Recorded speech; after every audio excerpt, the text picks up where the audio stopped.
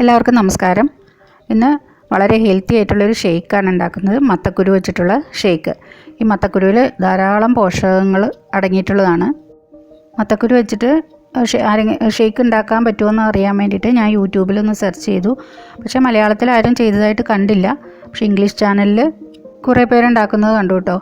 പക്ഷേ ചിലരൊക്കെ ഈ മത്തക്കുരുവിൻ്റെ പാലെടുത്തിട്ട്, മത്തക്കുരുവിൽ നിന്ന് പാലെടുത്തിട്ട് അത് കുറച്ച് പ്രോസസ്സൊക്കെ ചെയ്തിട്ടാണ് അവർ ചെയ്യുന്നത്. അതെടുത്തിട്ട് പിന്നെ വേറെ ഫ്രൂട്ട്സും ഒക്കെ ചേർത്ത് അങ്ങനെ ഷേക്ക് ഉണ്ടാക്കുന്നുണ്ട്. പിന്നെ മത്തക്കുരു വെറുതെ കഴുകി നമ്മൾ കപ്പലണ്ടിയൊക്കെ വറുക്കില്ലേ, അതുപോലെ കുറച്ച് എണ്ണയൊക്കെ ഒഴിച്ചിട്ട് ഒന്ന് വറുത്തെടുത്തിട്ട് അങ്ങനെ തൊലി കളയാതെ തന്നെ കഴിക്കുന്നുണ്ട്. അപ്പോൾ അങ്ങനെ ആ ചാനലിലൊക്കെ നോക്കുമ്പോഴാണ് അറിഞ്ഞത് ഈ ചെറിയ മത്തക്കുരുവിൽ നമ്മുടെ ശരീരത്തിന് ആവശ്യമായിട്ടുള്ള ധാരാളം പോഷകങ്ങൾ അടങ്ങിയിട്ടുണ്ടെന്ന്. ഇത് ഹാർട്ടിന് നല്ലതാണ്, ഹാർട്ടിൻ്റെ ഹെൽത്ത് ഇമ്പ്രൂവ് ചെയ്യാനായിട്ട് നല്ലതാണ്.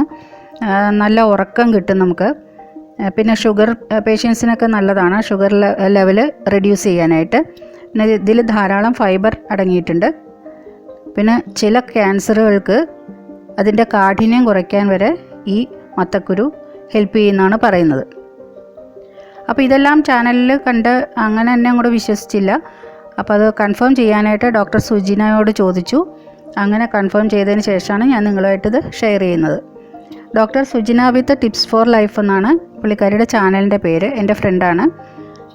അപ്പോൾ നിങ്ങളുടെ ഹെൽത്തിനായിട്ടുള്ള എന്ത് ഡൗട്ട് ഉണ്ടെങ്കിലും പുള്ളിക്കാരിയുടെ ചാനലിൽ കയറി നോക്കാം. ലിങ്ക് ഞാൻ ഡിസ്ക്രിപ്ഷനിൽ ഇട്ടേക്കാം.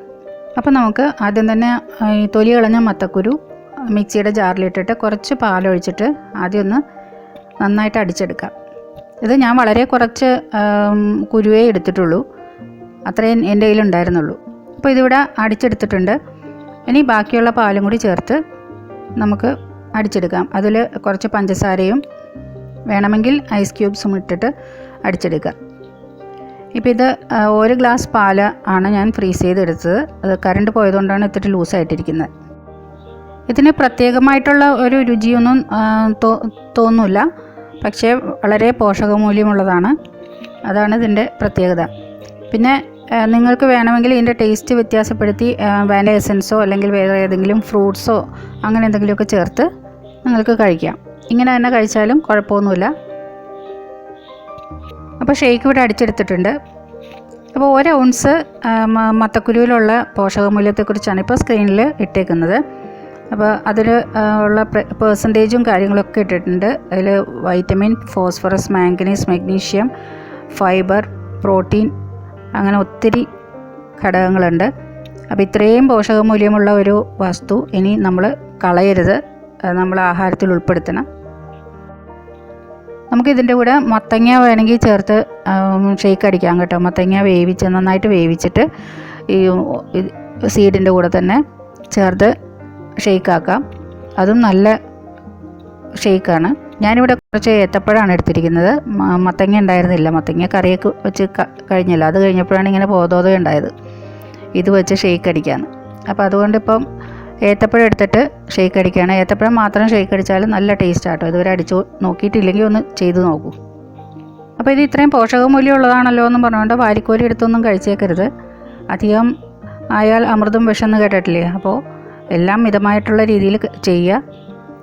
ഇപ്പോൾ തൊണ്ടോടുകൂടി നമ്മൾ ഡ്രൈ റോസ്റ്റ് ചെയ്ത് എടുത്താലും നല്ലതാണ്.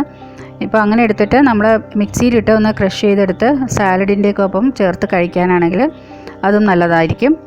പിന്നെ ഇത് സീഡ് മാത്രമായിട്ട് നമുക്ക് വാങ്ങിക്കാൻ കിട്ടും സൂപ്പർ മാർക്കറ്റിൽ നിന്നൊക്കെ.